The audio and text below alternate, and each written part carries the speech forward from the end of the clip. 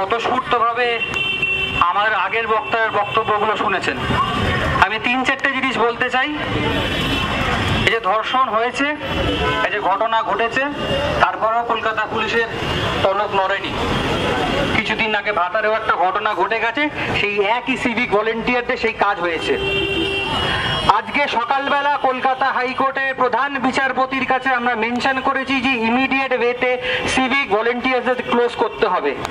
তার একটাই কারণ, ওনারা যতদিন থাকবেন ততদিন এই ঘটনাগুলো আবার ঘটবে। বিভিন্ন জায়গায় আমরা দেখতে পাচ্ছি, সে বিভিন্ন হাসপাতাল হোক, সে শিক্ষা প্রতিষ্ঠানের বাইরে হোক, সে গভর্নমেন্ট অফিসে হোক, সিভিক ভলেন্টিয়ার্সরা বাইরে দাঁড়িয়ে থাকছে। এদেরকে আগে ক্লোজ করতে হবে।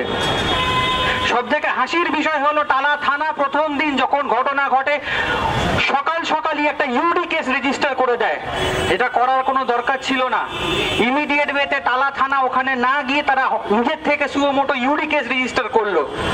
ওনারা উচিত ছিল ইমিডিয়েট ওয়েতে যদি যেতে পারতো, তারা গেল না, তারা না গিয়ে ইউডি কেস রেজিস্টার করলো। এবং আরজিকর মেডিকেল কলেজের অ্যাসিস্ট্যান্ট সুপার জানিয়ে দিলেন যে একটা আনন্যাচারাল ডেথ, আর আপনার মেয়ে সুইসাইড করেছে, এটা পরিবারের লোককে জানানো হলো। এইভাবে এই তথ্যগুলো পুরোভাবে মেয়ের পরিবারের কাছে গেল এবং প্রায় 12 ঘন্টার পর আমরা দেখতে পারলাম কি নারকীয় ঘটনা চোখের সামনে এলো।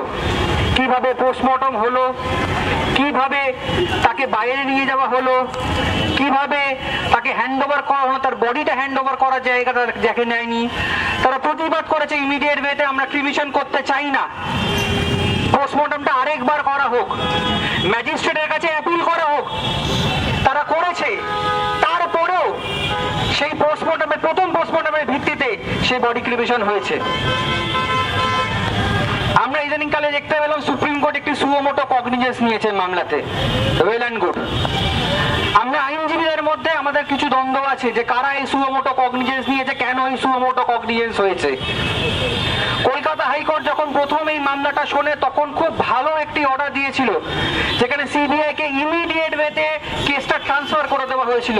ঠিক তার থেকে 3-4 দিন পর সুপ্রিম কোর্ট এই কগনিজেন্সটা নিল। কোন উকিলের চিঠির মারফতে দ্বারা এই সুমোটো কগনিজেন্স নেওয়া হয়েছে সেটাও আমরা জানতে চেয়েছি। হাইকোর্টের বিভিন্ন আইনজীবীরা তার জস্টিসের কাছে চিঠি দিয়েছে এবং জানতে চাই যে হঠাৎ করে এই সুমোটো কগনিজেন্স নেওয়া হলো কেন। কলকাতা হাইকোর্টের অলরেডি এই মামলা চলছে। আজকে কলকাতা হাইকোর্টে এই মামলা ছিল, এই সুমোটো কগনিজেন্সের জন্য এই মামলা 4 তারিখ পিছিয়ে গেল।